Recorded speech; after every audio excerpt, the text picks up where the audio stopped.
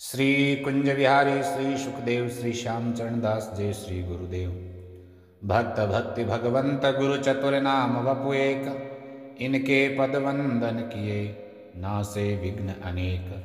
संप्रदाय सुखदेव मुनि चरण दास गुरुद्वार, परम धर्म भागवत मत भक्ति अनन्य विचार। श्री भक्तमाल जी की चरित्र श्रृंखला में आज हम स्मरण करते हैं संत श्री हरिविलास जी महाराज, आचार्य महाप्रभु श्यामचरण दास जी महाराज के शिष्य श्री जोगजीत जी महाराज वर्णन करते हैं इनके परिचय के बारे में।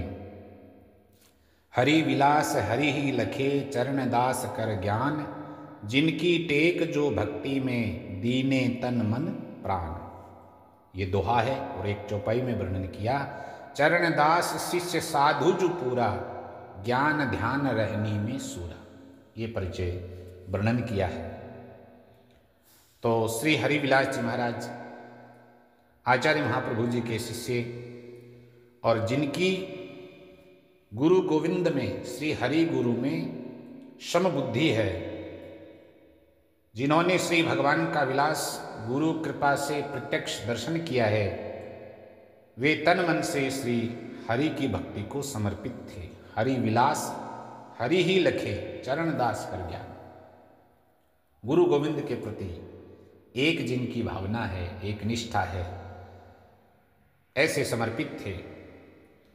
ज्ञान ध्यान रहनी में सूरा, और ज्ञान ध्यान रहनी गहनी में उनकी शूरवीरता बड़ी अद्भुत थी। पूर्ण साधुत्व से युक्त थे। श्री हरिविलास जी का जन्म ब्राह्मण कुल में हुआ था, लेकिन उन्होंने ब्राह्मणत्व के अभिमान को सदा के लिए त्याग करके अच्युत गोत्री हो गए। अच्युत गोत्र अपना लिया है। आचार्य महाप्रभु से विरक्त वेश दीक्षा लेकर के अब वे अच्युत गोत्री हो गए। और स्वयं उनका कहना था कि जैसे तालाब का जल पाल को तोड़ करके, मेड़ को तोड़ करके बड़े जलाशय में नहीं मिलता, जैसे गंगा जी बह करके समुद्र में नहीं समा जाती, वैसे ही यदि साधक भजन करने वाला अपने कुल आदि के अभिमान से गर्वित रहता है, अकड़ा रहता है, तो वह भगवत भक्ति से, भगवत अनुग्रह से तो दूर रहेगा ही रहेगा। इसके बदले में जो कुछ भी उसके पास है वह भी वृद्धि को प्राप्त नहीं होगा, वह सूख जाएगा। जैसे जल, कम जल वाला जो स्थान है जहाँ थोड़ा जल रहता है, अगर वो जल दूसरे बड़े जलाशय में नहीं समा जाता है तो उसको वहीं पड़ा पड़ा सूखना होता है, वह वहीं सूख जाता है। ऐसे ही ज्ञान भक्ति आदि में वृद्धि प्राप्त नहीं होती है जब तक कुल आदि का अभिमान अंदर भरा रहता है। इसको व्यष्टि समष्टि के रूप में संत समझाते हैं। व्यष्टि से तात्पर्य अहमता से ही है। जब तक अहम है, अहम बुद्धि आई बुरी सकल पापरो मूल, तो अहमता पापों का मूल कही गई है। जब तक व्यष्टि का समष्टि में विलय नहीं होता है तब तक वह व्यष्टि जीवित नहीं रह सकती। उस व्यष्टि का निकट समय में अंत होना होता है, और समष्टि बन जाए तो वो सुरक्षित रह जाती है। तो ऐसे ही उनका जीवन हमको ये शिक्षा देता है कि अपने कुल की अभिमान रूपी मेड़ को तोड़ करके जो बाहर नहीं निकल सकता, वह जहाँ का तहाँ सूख जाता है। द्विज कुल का अभिमान त्याग, ये पंक्ति स्वामी जोगजीत जी महाराज सीधी सीधी वर्णन कर रहे हैं कि द्विज कुल का अभिमान त्यागा, अच्युत वंशी भया सुभागा। द्विज कुल में उत्पन्न होने के अभिमान को त्याग करके अच्युत गोत्री हो गए। जो तालाब जल पाल तुड़ाई, गंगा मिल जो सिंधु समाई। जैसे गंगा जी सिंधु में विलीन हो जाए, जैसे तालाब का जल पाल को तोड़ करके बड़े जलाशय में मिल जाए। नातर जह कातह सुख जाता, कुल अभिमान जो मेड़ घिराता। जो जल बह करके दूसरे जलाशय में नहीं गया, बड़े जलाशय में, बड़े जल में नहीं मिला है, तो वह सूख जाता है। ऐसे ही कुल अभिमान जो मेड़ घिराता, कुल के अभिमान रूपी मेड़ से जो घिरा हुआ है वो अंदर ही अंदर सूखने वाला है।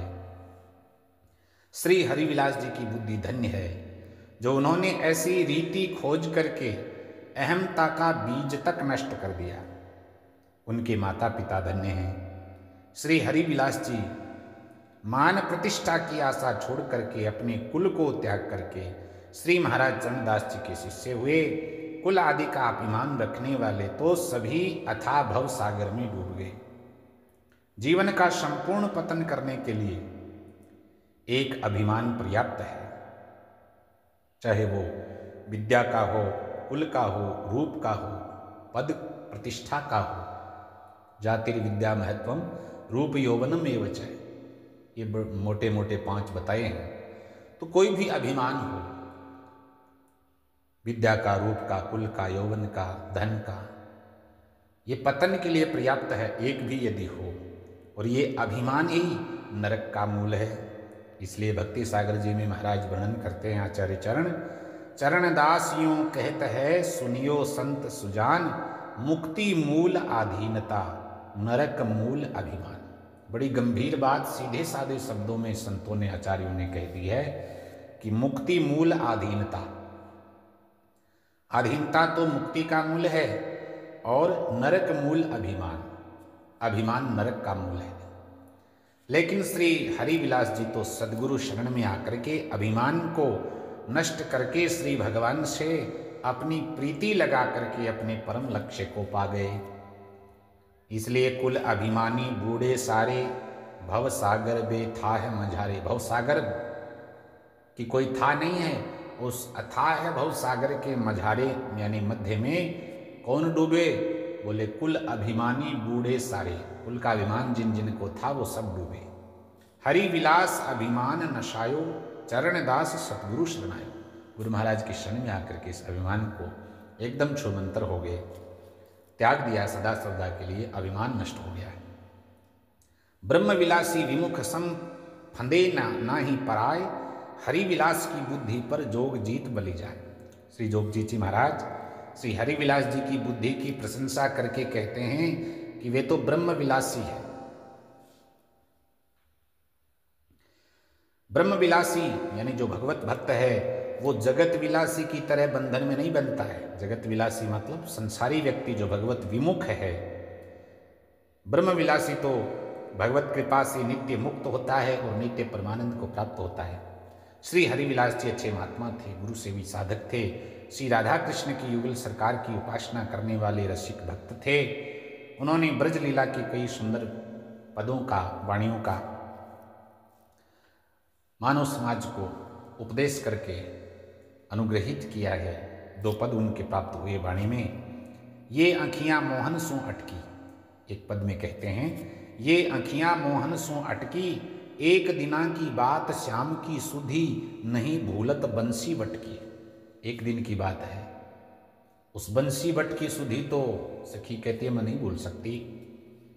डोलत फिरत दिए गलबैया, त्रिविध पवन कालिंदी तट की, यमुना जी के तट की बात है, वहीं बंसी बट है।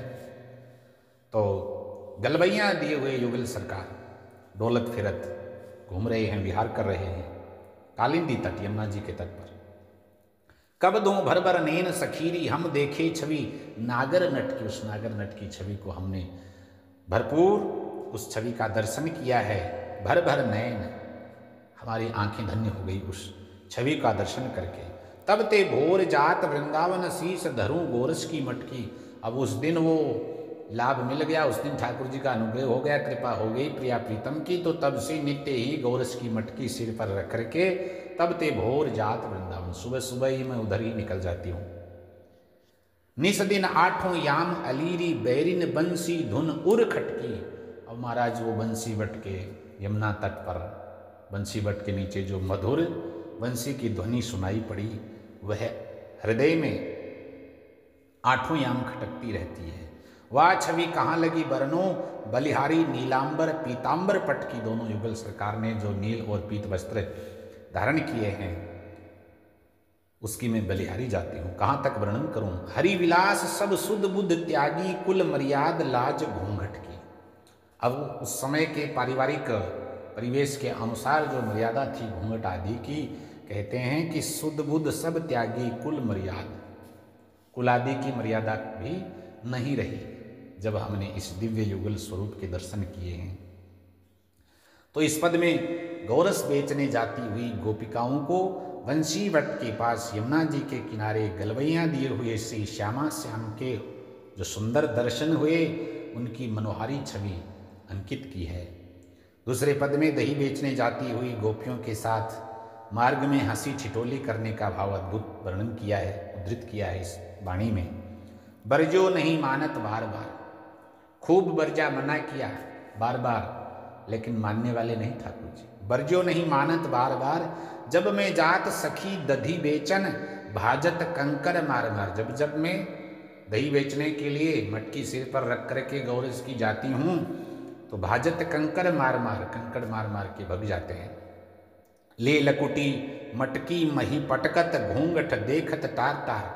घूंघट हटा हटा करके देखते हैं कौन गोपी है, वही कलवाली है कि दूसरी है। और ले लकुटी मटकी मही पटकत, मटकी को पृथ्वी पर गिरा देते हैं लकड़ी आदि के सहारे से। हरवा तोरत गरवा लागत, करत कंचुकी तार तार। ऐसा वो हमारे साथ में हंसी डिठोना करते हैं। तो हमारी जो धारण किए हुए वस्त्र हैं उनको भी तार तार कर देते हैं, अस्त व्यस्त कर करके उनको न जाने कौन सा आनंद आता है। कहते हैं कपटी कुटिल कठोर श्याम घन, देखत छवि तरु डार डार। वृक्ष की डाली डाली से, वृक्ष के नीचे छिप छिप करके दाएं बाएं होकर के, और वो कपटी कुटिल जो है वो हमको ही देखते रहते हैं। पर गोपी कहती है कि हम भी तो उसी छवि के दर्शन के लिए लालायित रहती हैं। तो यहाँ कपटी कुटिल कठोर श्याम घन, देखत छवि तरु डार डार। तो केवल ठाकुर जी ही डार डार नहीं देखते हैं, गोपियाँ कहती है हमारी तरफ से भी यही काम होता है, हम भी नहीं डार डार देखने को लालायित हैं। हरि विलास ब्रजराज हठीले, बैठ गई मैं हार हार। अब उनके आगे तो कितनी कि हमारी चलेगी मर्जी, आखिर में जीत तो उनकी होनी है। तो ब्रजराज हठीले, वो तो अपना हठ कम करने वाले नहीं हैं, उनका हठ मंदा पड़ने वाला नहीं है, ब्रजराज तो हठीले हैं। तो मैं क्या किया, बैठ गई मैं हार हार, मैं तो थक हार करके बैठ गई, अब तुम विजयी और हम हारे। तो ऐसे सुंदर लीला पदों का वर्णन करके सुंदर स्वरूप का दर्शन कराया है श्री हरिविलास जी महाराज ने, जो आचार्य महाप्रभु की कृपा पात्र हुए और उन्होंने वृंदावन की सुंदर लीलाओं का दर्शन किया भगवत अनुग्रह से। जय जय श्री सुखदेव।